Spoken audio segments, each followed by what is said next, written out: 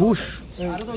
রহিম অর্ধ 6 আগস্ট 2026 তারিখ আনুমানিক দুপুর 12:30টায় সাতক্ষীরা ব্যাটালিয়ন 33 বিজিবির একটি বিশেষ চৌকস দল মাদক বিরোধী একটি বিশেষ অভিযান পরিচালনা করে।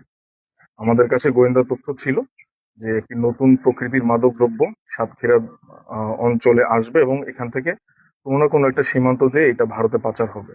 সো এই তথ্যের উপর বেস করে আমাদের বিশেষ আভিযানিক দল অবস্থান গ্রহণ করে এবং আনুমানিক 12:30টার দিকে সন্দেহভাজন আসামিকে গ্রেফতার করতে সক্ষম হয়।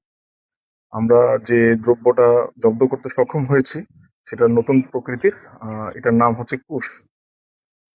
এই মাদক দ্রব্যটি মারিজুয়ানা ফুল কিংবা কুড়ি, এই কুড়ি থেকে এক্সট্রাক্ট করা হয়। এটার সাথে বিশেষ ধরনের কেমিক্যাল যেটার নাম হচ্ছে টেট্রাহাইড্রোক্যানিবেল, এই রাসায়নিক পদার্থটি মিক্স করা হয়, তারপরে প্রসেস করা হয়। প্রসেস করার পর এটা লিকুইড, পাউডার কিংবা ট্যাবলেট আকারেও সিনথেটিক মাদক হিসেবে তৈরি করা হয় এবং ব্যবহার করা হয়।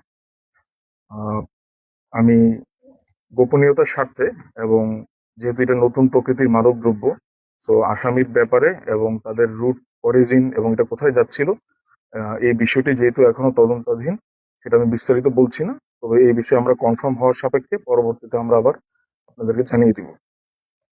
হাওয়ার আমরা প্রতিনিয়ত সাতক্ষীরা ব্যাটালিয়ন মাদকের বিরুদ্ধে কাজ করে যাচ্ছে, সীমান্তে কাজ করে যাচ্ছে এবং আমাদের দায়িত্বপূর্ণ এলাকা সীমান্তের অভ্যন্তরে 8 কিলোমিটারের মধ্যেও যদি মাদকের কোনো ধরনের অবস্থান কিংবা পাচার আমরা সেন্স করতে পারি, আমরা রেসপন্স করে থাকি। আমি আরো একটা কথা উল্লেখযোগ্যভাবে বলবো, মাদকের ব্যবহারটা তখনই ব্যাপক আকারে হয় যখন হচ্ছে ডিমান্ডটা দেশের অভ্যন্তরে থাকে। সো মাদক বিরোধী অভিযান কখনো একক প্রচেষ্টায় এটা শেষ করা সম্ভব হবে না।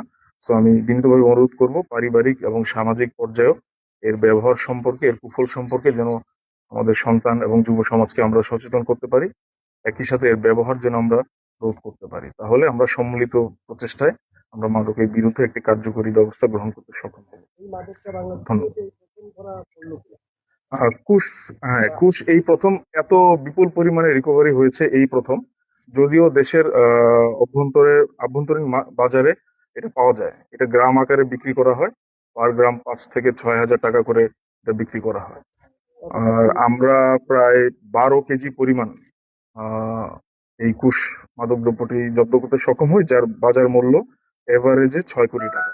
আমি যদি ন্যূনতম ধরি, এটা আন্তর্জাতিক পর্যায়ে বা আন্তর্জাতিক বাজারে এটা নতুন কোনো প্রোডাক্ট না, বিভিন্ন দেশে এটা ব্যবহার হয়, স্পেশালি টুরিস্ট প্রন কান্ট্রি যেগুলো আছে থাইল্যান্ড এবং ইউরোপের বিভিন্ন দেশে। হাওয়ার আমাদের দেশে এই প্রথম এত বিপুল পরিমাণে জব্দ হয়েছে। Thank you.